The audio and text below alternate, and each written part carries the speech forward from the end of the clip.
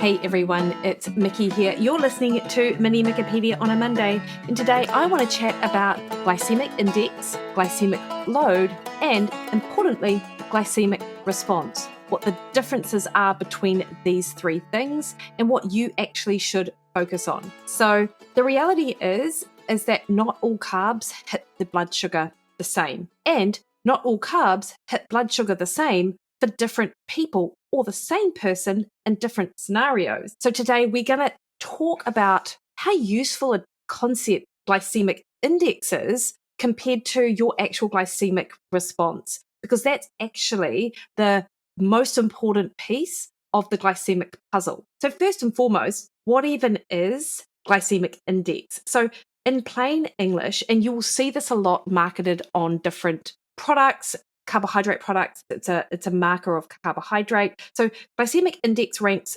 carb-containing foods by their 2-hour blood glucose rise versus pure glucose. And it uses a standardized lab protocol. So it's a property of food in a lab, essentially, not you on a Tuesday. Now, I've got a funny story about glycemic index, and I have shared this before, so feel free to skip the next 30 seconds if you've heard it.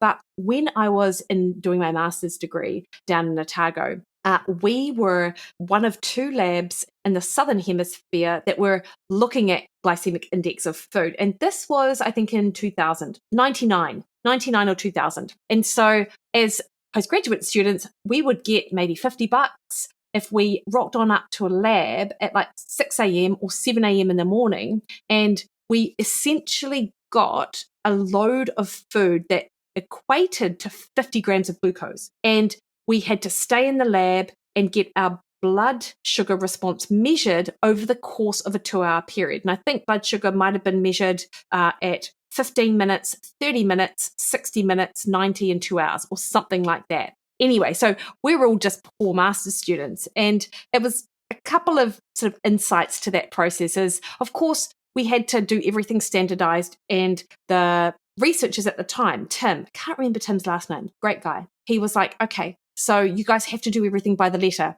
And of course we were like, yeah, of course, this is really important. But none of us did. Like a couple of us went for a run before we turned up at the lab. Like we just sort of played around in the lab, and it just really highlighted to me that, here we are contributing to nutrition research, being in the field and not really taking seriously what the researcher was telling us to do. So that was sort of makes me laugh thinking about it now, because, oh my gosh, it just tells you what humans are actually like, right? Another thing that was super fun as part of that lab. So we did this several times with different foods like white bread, multigrain bread.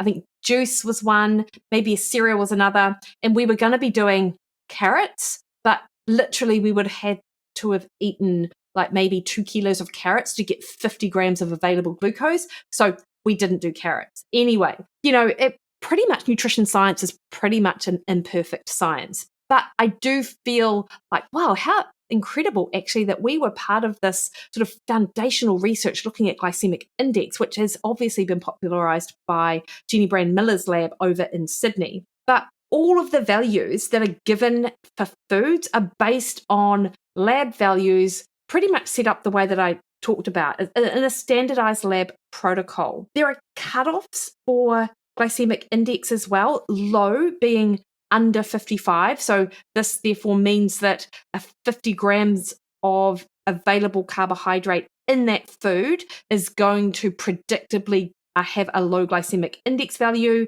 Medium is 56 to 69. High is over 70. And it's on a scale up to 100. Importantly, is glycemic index tables are huge, right? There are over 4,000 items. There's been an update in 2021. However, method, variety, ripeness, and cooking all shifts the glycemic index value. So you want to treat glycemic index like a map, if you like, but not as this like specific GPS point, because it might give you a trend or a direction of how a food might go and how you might respond from a glycemic perspective, but it could be well off. And a really interesting update on the glycemic index values, which people don't often think about, is of course potato versus kumara. And back in the day when we were doing these tests, kumara initially was considered a low GI food, whereas potato was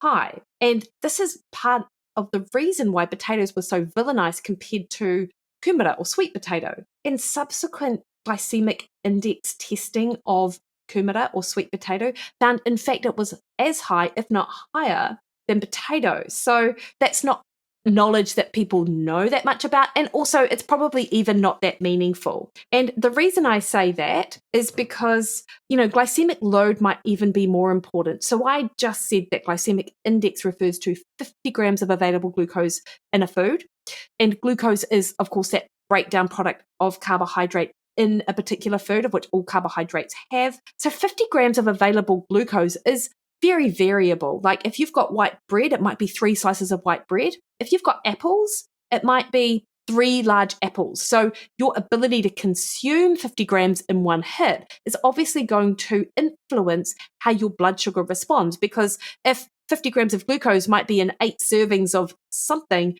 you're very unlikely to hit that threshold for it to be a meaningful number for you to focus on in terms of glycemic index. So glycemic load is possibly more important. Glycemic load is the glycemic index of a food times the grams of available carbohydrate in your portion divided by 100. And the glycemic load, there are different cutoffs, with low being less than 10, medium being 11 to 19, and high being over 20. And this matters because the glycemic load brings the portion size into it, which is super important, obviously. So it brings it into the real world. For example, watermelon is often thrown under the bus as being a high GI food, but it typically has very few servings of carbohydrate because it's so water rich. And in fact, it has a low glycemic load. So you can eat a lot of watermelon before you hit that 50 gram sort of glycemic index threshold, if you like. So context of how you eat it really does change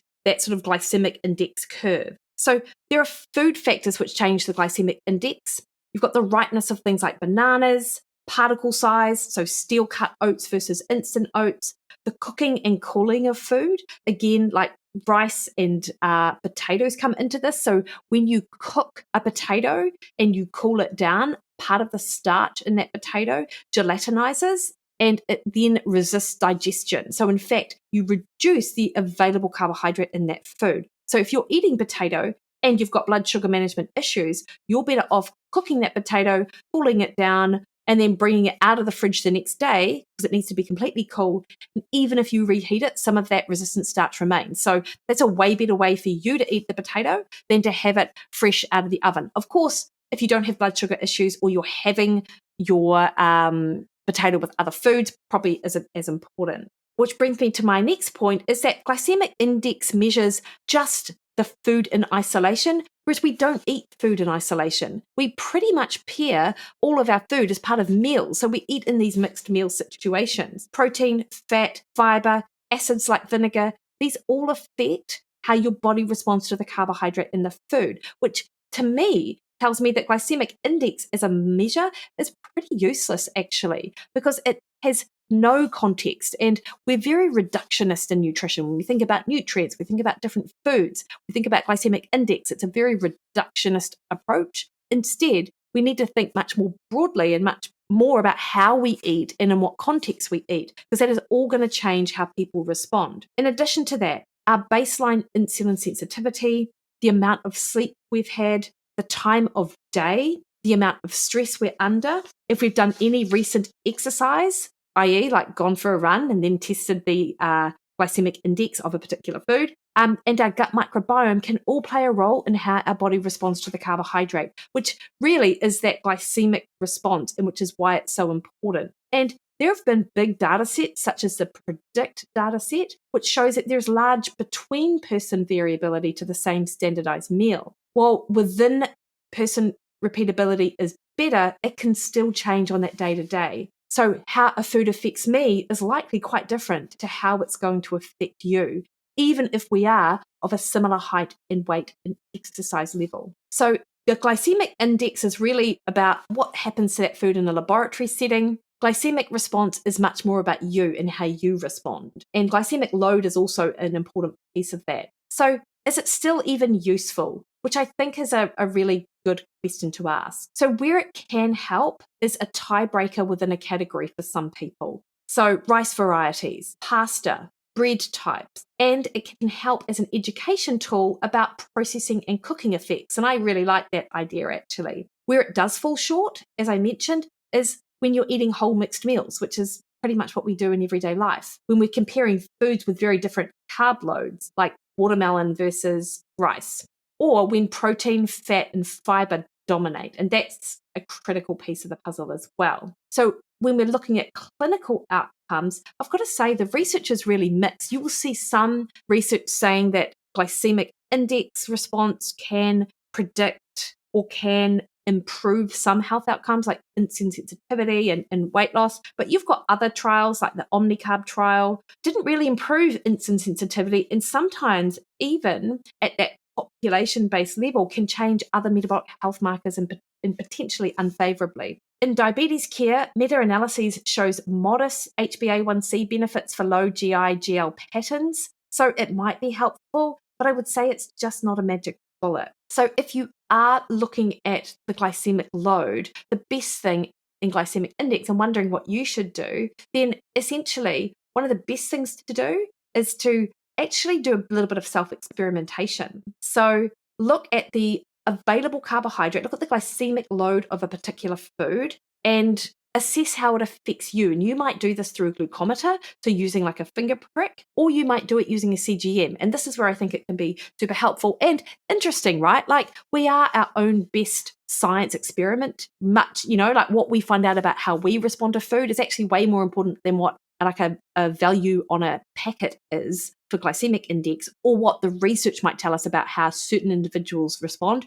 Why does that matter? What matters is how you respond. So what you can do is test how you respond against different types of rice, like basmati versus jasmine rice, for example. Both of them are quite high in both the glycemic index and glycemic load, though basmati comes in a little bit lower. So just test to see how, if you can, notice a change in your hunger or appetite when you have these different types. How does it change if you add a little bit of vinegar to it? Or if you have smaller amount, or if you cook and cool it, because rice also has that change in that resistant starch. Same thing with oats. Does it make a difference if you choose steel cut, which are bigger particles, versus instant, which are smaller and easier to digest? There is certainly a difference in both the glycemic index and the glycemic load. Like the glycemic load goes from high to low when you use the 40 grams of steel cut versus instant oats. Similarly with pasta, like if you do it al dente,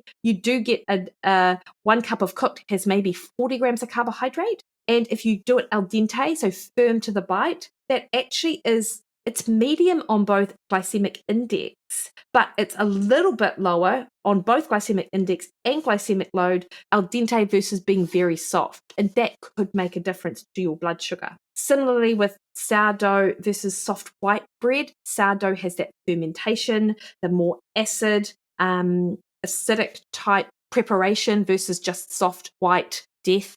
Just kidding. White bread isn't white death, but it does make a difference. And your glycemic load is a little bit lower. Interesting though, is what you want to do is, practically speaking, you want to find staple carb options that give you lower spikes with better satiety and energy. If you're looking at your continuous glucose monitor, it's not about zero carb.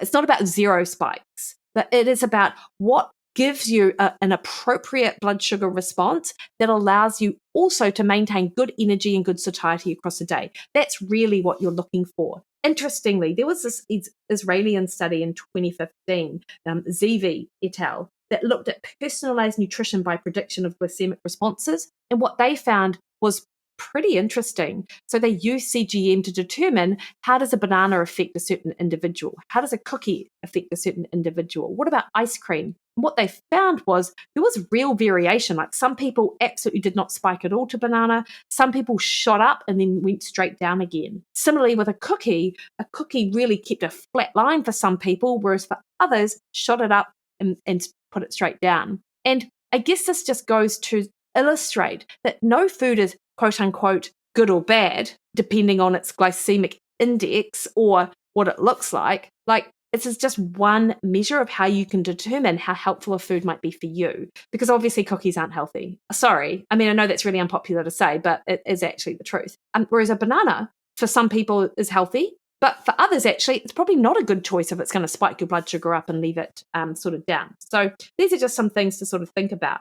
So if something's a low GI, it doesn't necessarily mean it's healthy, because, ice cream can test low, but it's because of the fat content in it. So it's just one measure of food. And also, high GI fruit isn't necessarily a bad thing either. Watermelon being case in point, full of water. It's got a high GI, but you have to eat a truck of it to actually get that 50 grams of carbohydrate. And not everyone should sort of try and aim for low glycemic load across the board. Like, it is like such an individual thing that you just want to think about your own personal glycemic response. And that's the most important thing. So glycemic index, I don't think is very useful, actually. Glycemic load tells you a little bit more of the story, but it's a glycemic response is where you really want to dial in what works for you and what doesn't. That does take a little bit of work at your end, and you're not just going to find that information in a research paper on some sort of bread packet or anything like that. So, or in a database. So there you go. It's just a little spiel on glycemic index, glycemic load, glycemic response. Hopefully that was helpful. Let me know. You can find me on Instagram at Mikki Williden, Facebook at Mikki Williden Nutrition. Head to my website, MikkiWilliden.com, book a call with me, and we can talk more about this. All right, team, you have the best week. See you later.